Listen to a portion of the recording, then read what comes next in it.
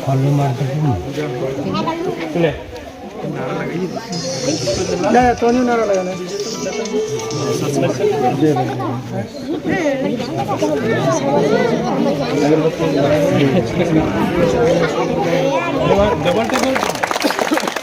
इसके बाद दिलीप दास जी आप एक माला में और नगर के सवारी से चल के आए साथी मुरली मंडल जी का आप स्वागत करेंगे। मुरली मंडल जी से आग्रह होगा कि आप अपने जगह पे खड़ा रहेंगे।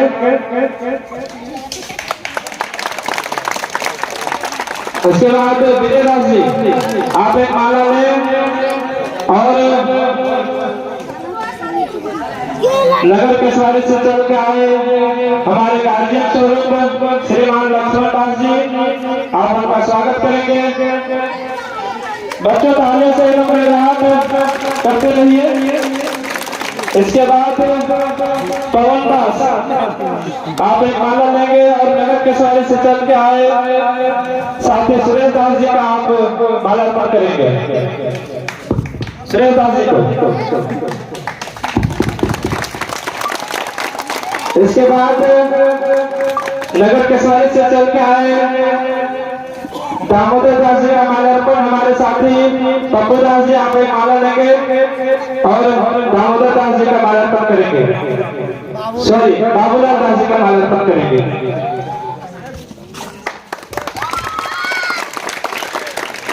इसके बाद टुनटुन दास आप एक माला में और हमारे रविराज महासभा के सक्रिय साथी श्रीमान दिनेश दास जी का माला अर्पण करेंगे।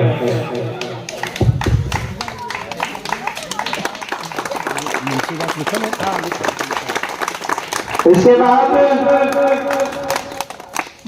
हमारे ग्राम बालमेड़ी से चल के आए फातमा वाले कमेटी के सक्रिय साथी रामा सिंह जी आप अपने स्थान पर खड़े होंगे और इनका माला अर्पण करने के लिए संतोष दास आप आएंगे और एक माला लेकर इनका स्वागत करेंगे। ना रस्सी घरा में जो कपड़ा उसके बाद मुन्ना दास जी आप हमें और आग्रह करेंगे तो जो खा के भी हमारे ग्राम करनौली से चल के आए हमारे गार्जियन स्वरूप हेलो साथी कांग्रेस द्वारका प्रसाद जी का माला अर्पण हमारे मुन्ना दास जी करेंगे।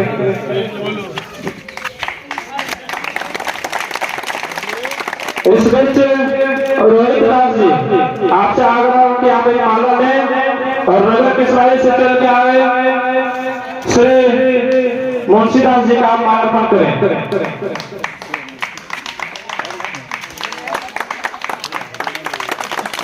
और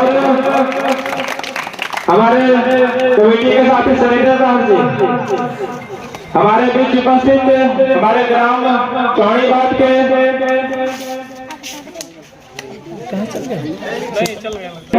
तो आप हमारे बीच उपस्थित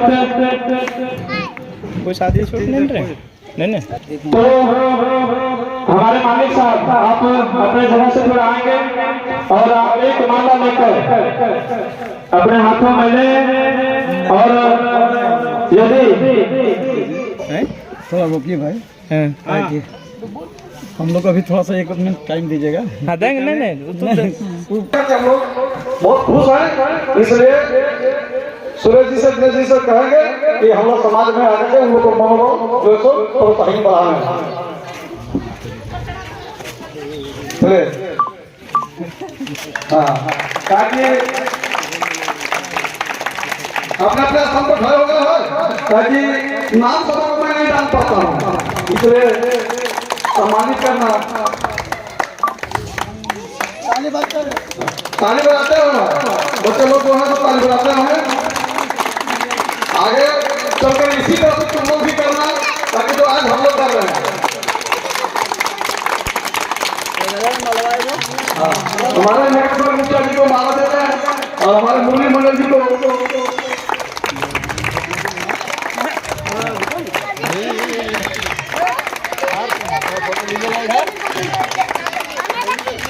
हमारे चरणों के डीलर साहब नगर निगम के मुखिया प्रतिनिधि मनी मंडल की जो है जो स्वागत किए।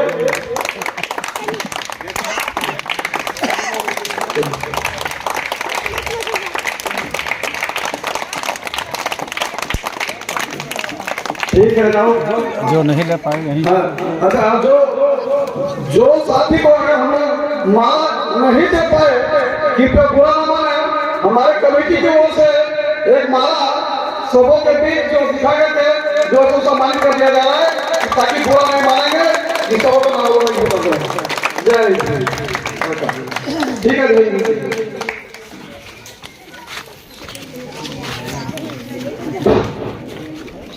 बहुत बहुत धन्यवाद मुझे समय दिए। और हिंदुस्तान डीजे हमारे बाबा साहब भीमराव अम्बेडकर का एक कथन था। उनका पहला कथन था कि शिक्षित बनो, संगठित रहो और संघर्ष करो। और इसी क्रम को बढ़ाते हुए आज हम सब जहां भी जाते हैं तो कुछ सीखने का मौका मिलता है और कुछ सिखाने का मौका मिलता है। तो आप लोगों ने हम सबों के बीच आकर अपना बहुमूल्य समय दिए और कुछ सीखने का भी मौका मिला, इसलिए पुनः आप सबों को बहुत बहुत कोटि कोटि धन्यवाद।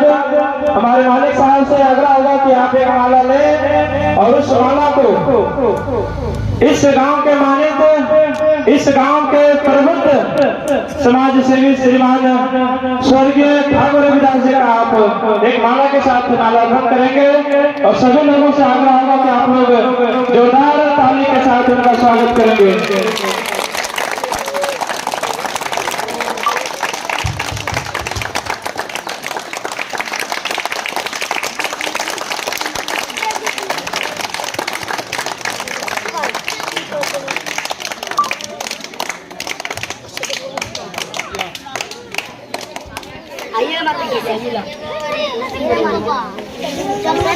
तो उनमें से कुछ लोगों से मैं आग्रह करूंगा कि आप लोग बाबा साहब के जीवनी के विषय में, उनके आदर्शों के विषय में अपने शब्दों को रखेंगे, जिससे हमारा पीढ़ी, हमारा समाज जो वर्षों से शोषित होता हुआ आया, वर्षों से दबाया गया, वर्षों से कुचला गया, इसके विषय में कुछ जानकारी मिले। तो मैं सबसे पहले चाहूंगा हमारे नगर केसवारी के साथी श्रीमान सुरेश दास जी आप आवे और अपनी बातों को रखेंगे। साथियों ताली के साथ स्वागत करेंगे।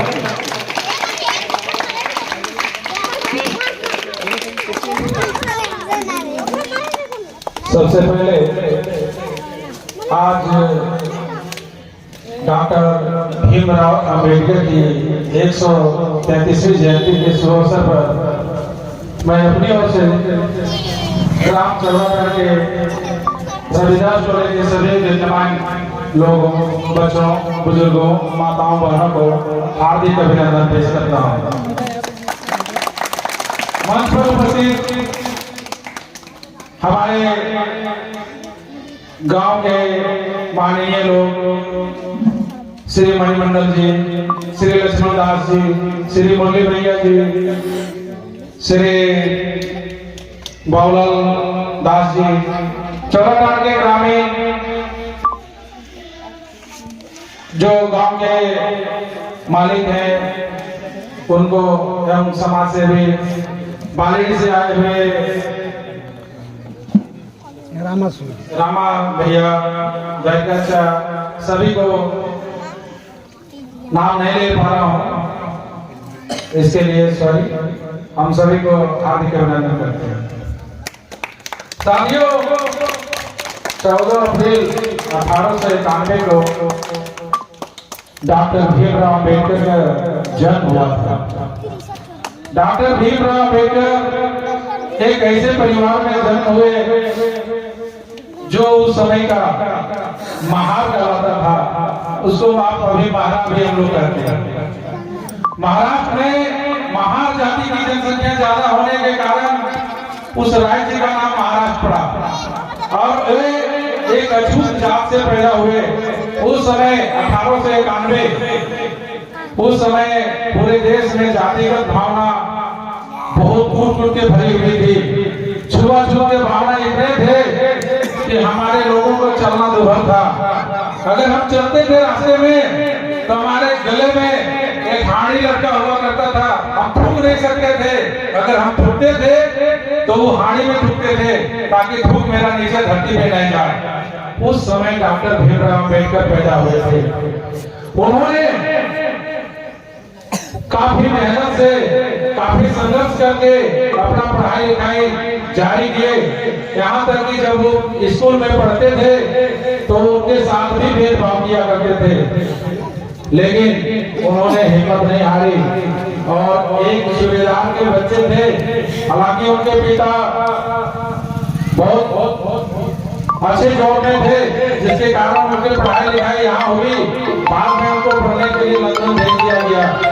वहाँ की सरकार ने लंदन में उनका सारा सुविधा उपलब्ध कराया और वो पढ़ करके 9 भाषा का ज्ञान सीखे, विद्वान बने और हमारे देश में जो आज कानून लागू है, जिसको हम जो कोई मारता है, जो काटता है, जो चोरी करता है, जो डकैती करता है, जो पत्नी को छोड़ता है, जो भी गलत काम करता है, जिसके लिए पुलिस प्रशासन बना हुआ है, चाहे न्यायिक हो, सामाजिक हो या किसी तरह का अन्य केस हो, चाहे प्रशासनिक हो, सारे जिलों में भाव डॉक्टर भीमराव अंबेडकर का लिखा हुआ कानून के सहारे आज देश चल रहा है।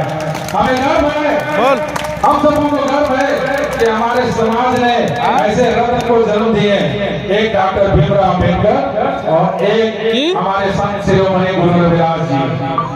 साथियों, हमारा देश आज उन्हीं के लिखे हुए कानून 2 वर्ष 11 महीना 18 दिन में उन्होंने जो कानून की परिभाषा लिखी और जो कानून उन्होंने लिख करके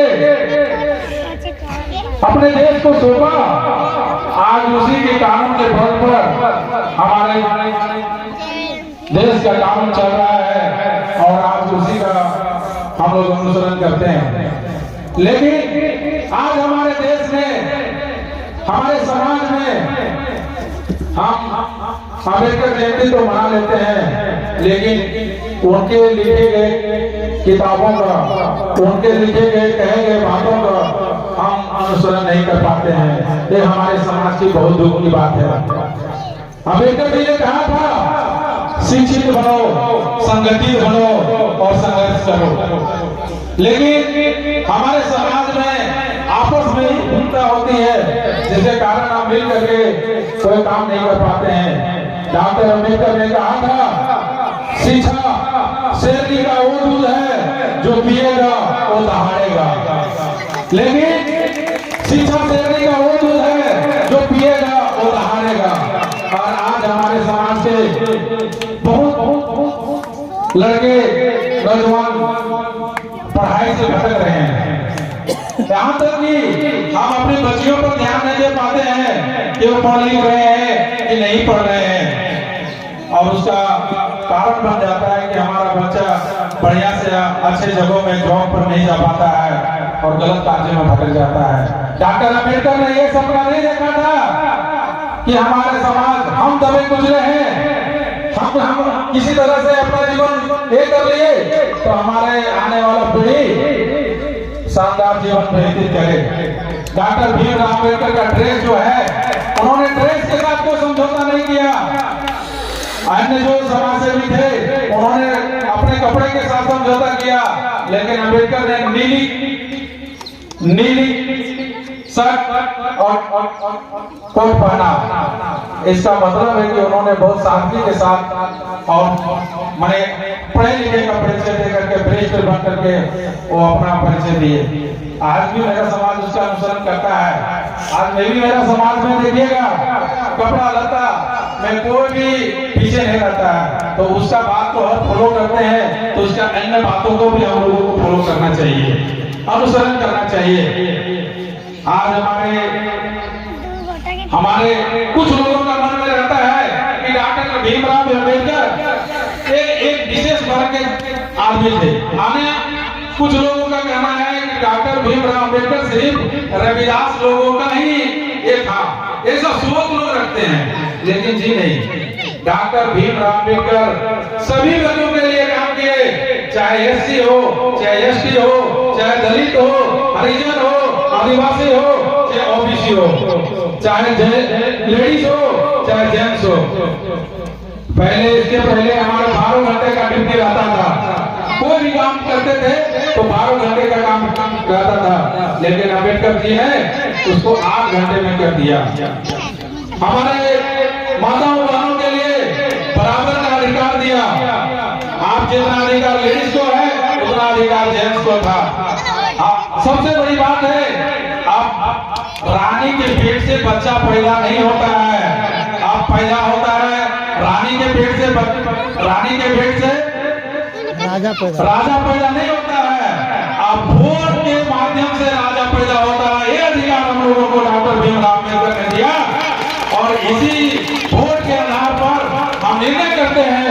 हम मुखिया चुनेंगे, पंचायत समिति चुनेंगे, हम प्रतिनिधित्व करेंगे, और हम प्रतिनिधित्व भी करते हैं। हमारे बगल के पंचायत परसिया में आप लोगों ने देखा, मुखिया वहां का दलित है, वहां का मुखिया दलित है।